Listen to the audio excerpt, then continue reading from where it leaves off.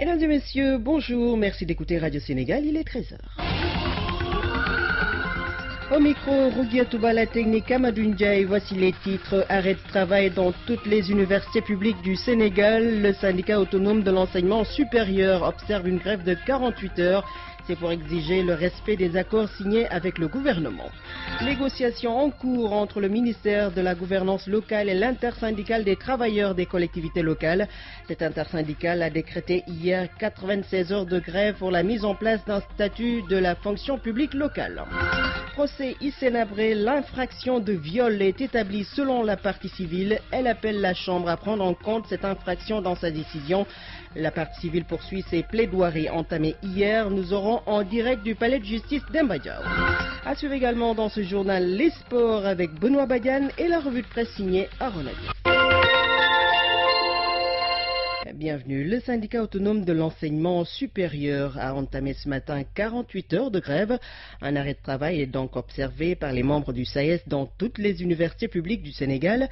Ils exigent le respect de l'accord signé avec le gouvernement en 2015. Le secrétaire général du SAES, Seydi Ababakaria, est au micro de Jamila Koli. Il y a eu un mois d'avertissement dont le gouvernement n'a pas tenu compte, ou pas assez, parce que le ministre des Finances, c'est vrai, nous a reçus à sa demande le 12 janvier, avec tout son staff. Il y avait même beaucoup plus de directeurs de son cabinet que de membres du BEN. Nous, on n'était pas là pour négocier, mais on était là pour les écouter. Parce qu'on ne peut pas passer notre temps à signer et resigner sur des protocoles comme ça, ad vitam aeternam. Il n'a pas respecté ses engagements. La semaine est passée, 2 semaines, 3 semaines. Quand nous décidons d'observer 48 heures d'arrêt de travail, c'est pour alerter l'opinion, pas le gouvernement, l'opinion. Le gouvernement, lui, est déjà averti depuis longtemps. C'est l'opinion qu'on alerte. Et que jeudi, sur tous les campus, il y aura encore des agents de campus pour apprécier la suite des événements. On se rend compte qu'on cherche à mettre au pas des universitaires que l'on trouve un peu trop libres.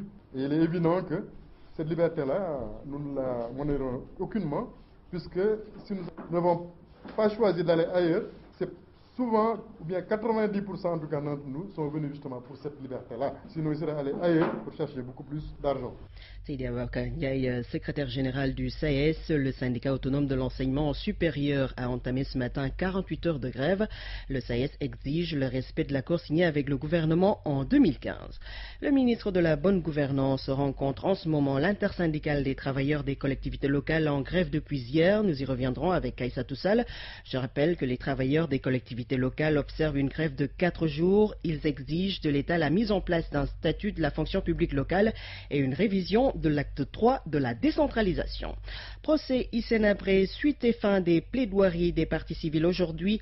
Les avocats tentent de prouver la culpabilité de l'ex-président tchadien poursuivi pour crimes de guerre, crimes contre l'humanité et actes de torture. Nous avons en direct du palais de justice d'Embadjao. Oui, bonjour Rougiatouba. À l'instant, l'audience est suspendue et va reprendre à 14h au palais de justice de Dakar. Auparavant, la partie civile a poursuivi ses plaidoiries. Les avocats des familles supposées ou réelles victimes du régime Habré rappellent que 40 000 victimes sont répertoriées dans le dossier contre l'ancien président tchadien. Selon maître Georges-Henri Bautier, un des avocats de la partie civile, Hissène-Habré était un dictateur. Même après avoir perdu le pouvoir, l'accusé croyait que personne ne pouvait l'inquiéter. Voilà pourquoi, dira l'avocat, Hissène-Habré a choisi le silence comme style de défense. Mais poursuit la partie civile, Hissène-Habré était bien informé de tout ce qui se passait au Tchad car il était un bourreau. Il a planifié et éliminé tous ses ennemis. L'ancien président tchadien est poursuivi pour crimes contre l'humanité et crimes de guerre et actes de torture commis au Tchad. Rougiatouba, au deuxième jour de leur plaidoirie, les parties civiles demandent à la Chambre africaine extraordinaire d'assises de prendre en compte au moment du verdict final d'autres chefs d'inculpation, quoi qui ne figure pas, il faut le signaler, dans le dossier.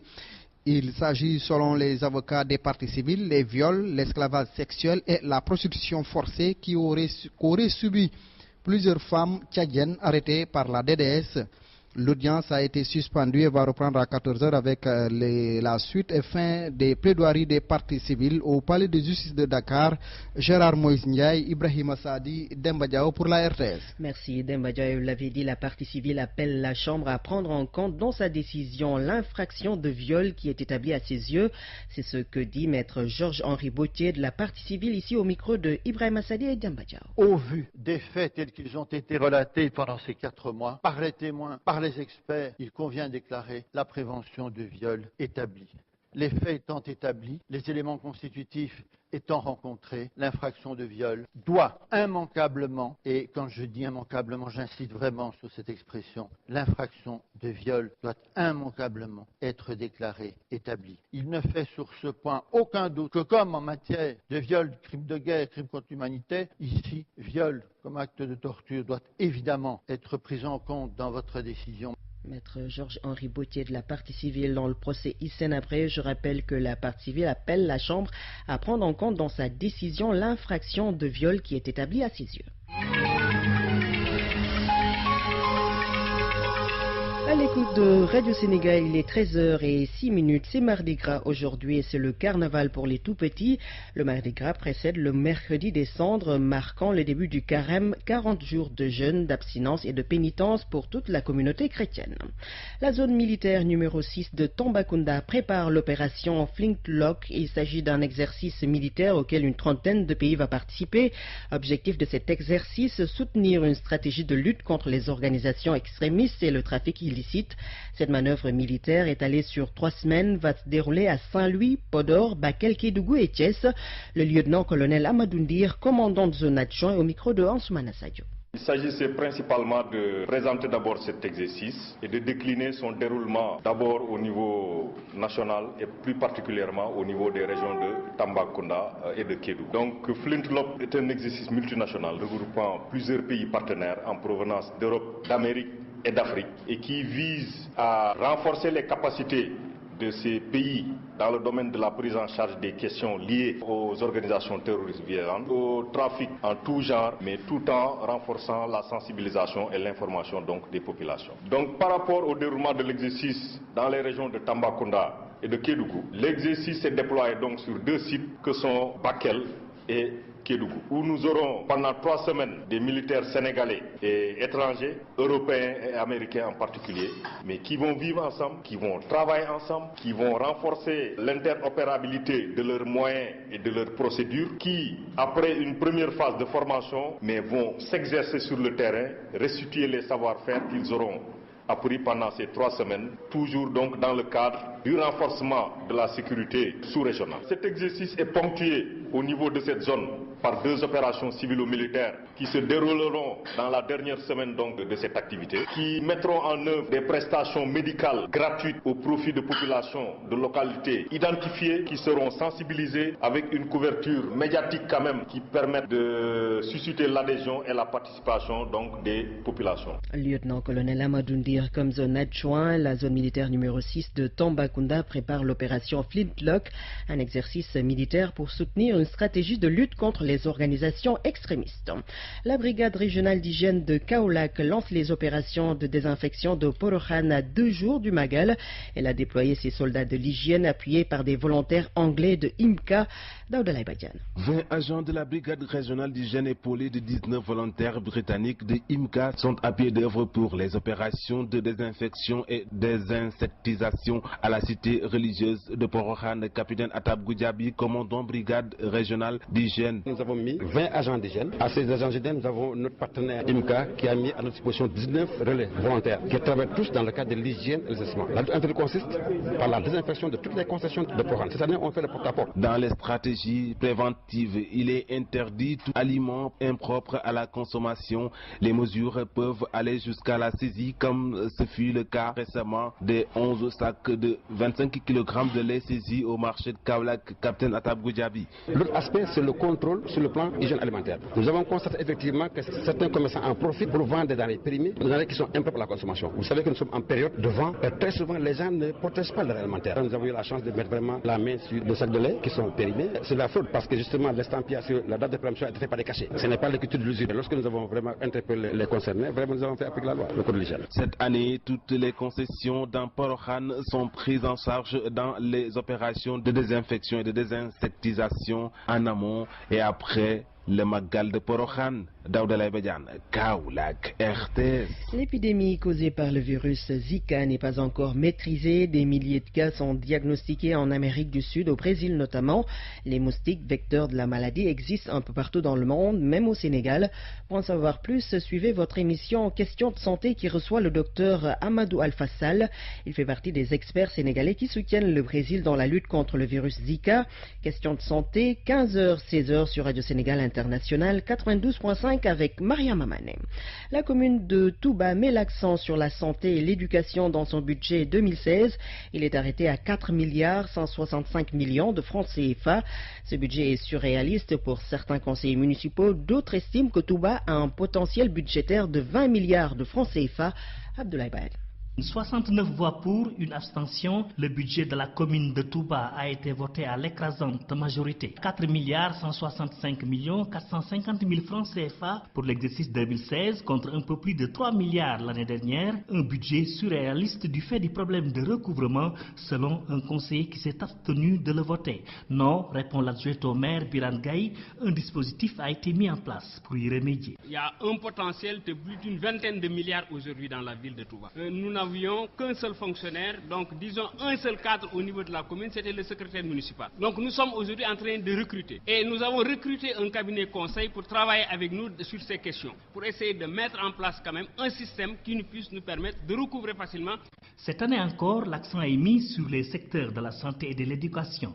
298 millions pour le premier avec la construction de 2 postes de santé, 140 millions pour le deuxième destiné à construire une vingtaine de salles de classe dans des villages environnants. 175 millions sont réservés au nettoiement et à l'assainissement. Malgré de nombreuses réalisations à son actif, le conseiller Serigne Mamour Mbacké déplore que la commune de Touba continue à accorder plus d'importance au fonctionnement qu'à l'investissement. Cela s'explique par les nombreuses sollicitations comme les Magal. Vous-même, vous êtes de ceux qui sont à l'origine d'une telle situation, répond le maire Abdoulaye Ka sur un ton ironique. Abdoulaye Ban, Touba, RTS. Les infrastructures pour Ndoye, c'est ce que scandent les habitants de la localité du département de Linguère. Ils réclament des infrastructures sanitaires et scolaires et l'électrification du village. Ces populations se sont exprimées en marge des journées de consultation médicale gratuites tenues dans la localité Nalla Diop. Le village de Ndoye, situé dans l'arrondissement de Yayan, est l'une des plus grosses agglomérations du département de Linguère. La localité ne dispose pas encore d'infrastructures sanitaires à la hauteur de sa taille. Le village historique n'est pas jusqu'ici raccordé au réseau électrique, nous dit Baba Diop, coordonnateur du groupe de réflexion pour le développement de Ndoye. L'électrification rurale, nous avons eu la promesse du ministre des Mines que effectivement le réseau de Ndoye sera bientôt raccordé à l'électrification. Je pense que c'est une très bonne chose parce que tout le monde sait aussi que l'importance que l'électrification a dans le développement d'un village. Il y a beaucoup de choses que les gens ne peuvent pas faire ici parce que il y a un problème d'électricité. Les populations de Ndoye réclament aussi un collège d'enseignement moyen pour fixer les élèves qui se déplacent à Dara afin de poursuivre leurs études. Et nous avons pu se rendre compte qu'il y a une déperdition extraordinaire qui est juste liée à la géolocalisation. Les gens qui quittent ici, se rendent à Dara, se perdent complètement, perdent les repères et donc perdent leur esprit et donc malheureusement ça se ressent sur les études. Donc nous avons tout fait pour avoir ce CM. En marge de la célébration de leur gamou annuel, la jeunesse de Ndoye a organisé des journées médicales gratuites au profit de 330 personnes consultées dans différentes pathologies. À Linguère pour l'Artès dans le Diop. Le monde bouge et vous devez le savoir. C'est pourquoi Radio Sénégal vous tient informé des faits, gestes et paroles qui impactent la marche du monde. C'est géo, c'est politique et c'est international. La conférence internationale sur le renforcement de la cybersécurité et de la cyberdéfense dans l'espace francophone s'est ouverte à Grand-Bassam en Côte d'Ivoire. La rencontre initiée par l'Organisation internationale de la francophonie doit durer 3 jours. Objectif de cette rencontre, adopter un plan d'action sur la cybersécurité et la cyberdéfense dans l'espace francophone. 2 éminents membres de l'organisation État islamique ont été identifiés comme des Britanniques originaires de l'ouest de Londres.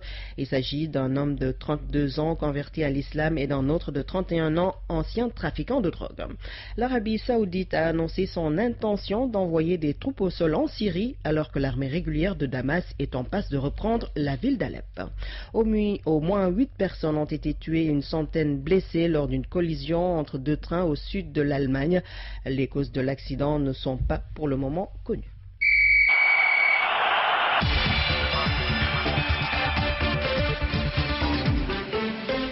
13h15, l'actualité sportive, c'est avec Benoît Bayan, bonjour. Bonjour Guetouba. Taekwondo, le Sénégal peut compter sur Balla Dièye pour une deuxième médaille olympique. C'est la conviction du président de la Fédération sénégalaise qui a réagi après la qualification aux prochains Jeux olympiques du meilleur combattant sénégalais. Sa préparation en Allemagne en relation avec la Fédération sera déterminante pour monter sur le podium à Rio au mois d'août prochain, précise Fodé Sakho, joint hier dans l'émission Omnisport. Je vous propose de l'écouter. C'était pas évident parce que le tournoi qualificatif zone Afrique était très relevé. Donc il a été retenu tout simplement que 8 athlètes par catégorie, donc ce qui n'était pas évident. Tous les pays ont présenté leurs meilleurs athlètes pour qu'ils puissent se qualifier pour les JO. Donc c'est pas donné à tout le monde d'avoir un tel niveau. Donc nous nous sommes préparés dans les meilleures conditions parce que le taekwondo a 3 boursiers olympiques quand même, ce qui constitue une première parce que de toutes les disciplines au Sénégal, nous sommes les seuls à avoir 3 boursiers olympiques, c'est Binta Diédhiou, Gorom Kare et bien sûr Balla Dièye. Malheureusement, la chance n'a pas trop souri à Binta et à Gorom, et un peu moins à Khadi aussi, mais quand même, tous les 3 n'ont pas démérité parce qu'ils sont arrivés jusqu'à la fin de finale. Mais Balla Dièye a été constant depuis le début, donc il mérite largement sa qualification. Balla, c'est sa deuxième participation bien? C'est sa deuxième participation. Balla a déjà quand même un passé très sérieux sur le tatami. Donc en Coupe du Monde en 2013, il a été quand même médaillé de bronze, 157 pays présents, donc c'est un athlète de très très haut niveau. Il est 5e sur le ranking mondial. Donc vous êtes sûr que dans ces conditions-là, avec un peu d'accompagnement, et comme il sait, il est très très sérieux dans sa préparation. Balla Dièye vit en Allemagne, dans un cadre d'entraînement, donc c'est un professionnel d'un très très bon niveau. Moi je pense qu'avec un petit peu d'accompagnement, de coup de pouce et plus de sérénité, à mon avis, il faut décrocher quelque chose lors des prochains JO de Rio. La médaille olympique tant rêvée depuis Gabon, là, à mon avis, ça passera par le taekwondo, Inch'Allah. Voilà, c'était Fodé Sakho, le président de la Fédération sénégalaise de taekwondo. Rappelons que sont déjà qualifiés pour les Jeux olympiques Rio 2016 au mois d'août les Sénégalais Hortense Diédhiou en judo, Jean-Pierre Boris en canoë slalom et l'équipe nationale de basketball féminin. Football, les clubs sénégalais engagés en compétition africaine affûtent leurs armes à quelques jours de leur première sortie. En Ligue des Champions, l'AS Douanes poursuit sa préparation au terrain de football du 23e Bima à Bel-Air avec une dernière séance d'entraînement à Dakar cet après-midi à partir de 17h. Karim Séga Diouf et son groupe feront ensuite cap demain mercredi sur Mbour où ils vont recevoir samedi Oraya AC de Guinée en match aller des préliminaires. Coup d'envoi prévu à partir de 17h au stade Caroline Faye de Mbour. En Coupe CAF, Génération Foot se déplace vendredi au Nigeria pour défier Nasarawa United dimanche au stade national d'Abuja à partir de 15h. L'équipe de Denis Biramdao, vainqueur de la Coupe du Sénégal 2015, a même ouvert ses portes à la presse depuis ce matin avant de faire ses premiers pas en Coupe d'Afrique des clubs champions. En Europe, des matchs de coupe sont au programme ce soir. En Angleterre, un seul match est prévu pour le 4e tour de la Coupe nationale à partir de 19h45. West Ham des Sénégalais Diafra Sakho et Cheikh Kouyaté reçoit les Reds de Liverpool. Coupe d'Allemagne, 2 matchs au programme des quarts de finale. À 18h, Bayer Leverkusen reçoit Werder de Brême de Papi Djilobodji. À 19h30, Stuttgart Borussia Dortmund. Et puis en France, on joue les 8e de finale de la Coupe nationale. 3 matchs au programme ce soir. À 20h, Sochaux Club de Ligue 2 reçoit Monaco. Granville Club de CFA 2 reçoit Bourg-en-Bresse Club de Ligue 2. Et Saint-Malo Club de CFA reçoit Gazalec Ajaccio Club de Ligue 1 française. C'est tout pour les sports. Rouilletouba. Merci Benoît Bayan.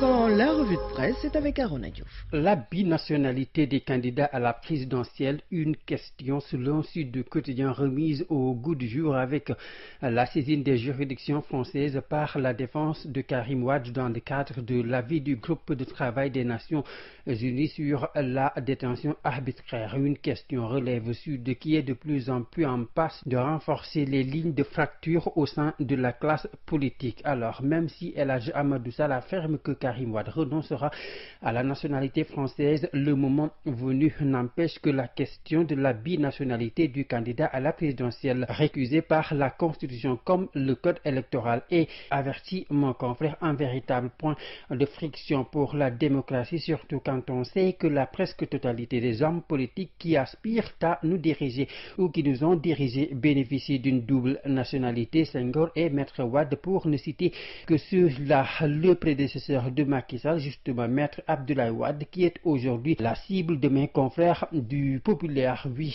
on a tout compris, estime Samba Alar, mais tardivement, oui, on comprend la trop grande prodigalité de Maître Wade envers les deniers publics. Lui accuse le populaire qui richissait beaucoup de personnes, avouant qu'il est le plus grand créateur de milliardaires, lui qui fermait souvent les yeux sur des faits délictuels de ses chers fils. Tout ça pour le faire, il faut véritablement être dénué de fibres patriotiques, tout comme s'offusque Samba Alar. Il faut ne pas être sénégalais pour vouloir brûler tout un pays parce que seulement son fils, comme d'ailleurs des milliers de fils d'autres personnes, a maille à partir avec la justice. Imaginez maintenant, tacle le journal, si d'aventure son Francis de fils lui avait succédé à la royauté du Sénégal. Le Sénégal qui est épinglé par le groupe de travail des Nations Unies pour la détention arbitraire de Karim Wade. Mais avec la justice internationale, constate le quotidien qui est à la peine ces derniers temps, notre pays se trouve renforcé, notre sucre salé,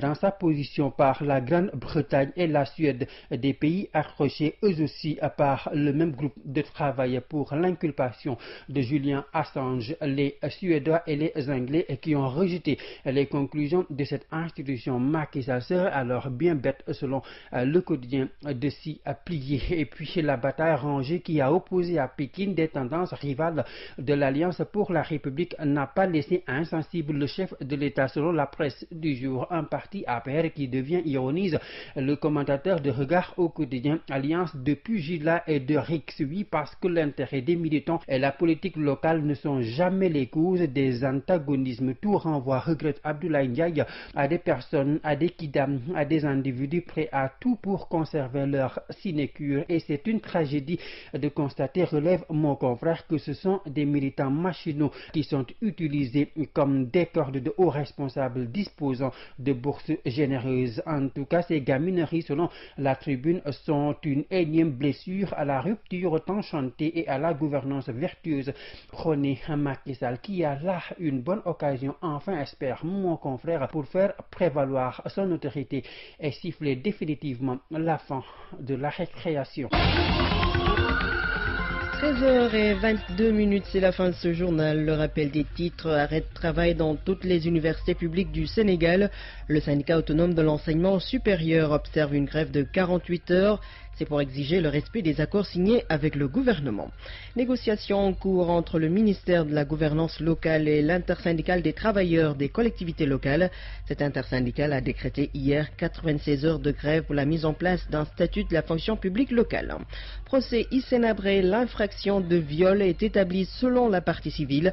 Elle appelle la Chambre à prendre en compte cette infraction dans sa décision. La partie civile poursuit ses plaidoiries entamées hier. Merci à l'équipe de ce 13h, à la réalisation Papa Malik Ndao, François-Xavier Thiaw et Marianne Diaye. Technique assurée par Amadou Ndiaye et Aïda Diop. Seydina Sow est au CDM. Mesdames et messieurs, merci de votre attention.